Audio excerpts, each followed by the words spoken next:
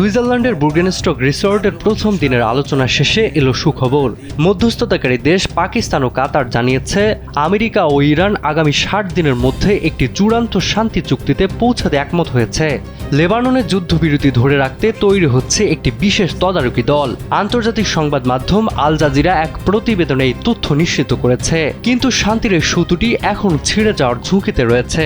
আলোচনার টেবিল যখন উত্তপ্ত, ঠিক তখনই মার্কিন প্রেসিডেন্ট ডোনাল্ড ট্রাম্প কড়া হুঁশিয়ারি দিয়ে বলেছেন, ইরান যদি লেবাননের সশস্ত্র গোষ্ঠীকে সমর্থন দেওয়া বন্ধ না করে তবে আমেরিকা সামরিক অ্যাকশনে যাবে।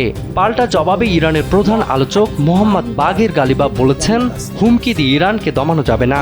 5+ স্টার রেটিং প্রাপ্ত দেশের সর্বোচ্চ বিদ্যুৎ সাশ্রয়ী ওয়ালটন এসি স্মার্ট কমফোর্ট এখন নেক্সট লেভেলে। অন্যদিকে ইসরায়েলের প্রতিরক্ষা মন্ত্রী ইসরায়েল কাজ স্পষ্ট জানিয়েছে, তারা লেবানন থেকে সেনা সরাবে না। এদিকে লেবাননের সশস্ত্র গোষ্ঠীও শেষ রক্তবিন্দু দিয়ে লড়াইয়ের ঘোষণা দিয়েছে।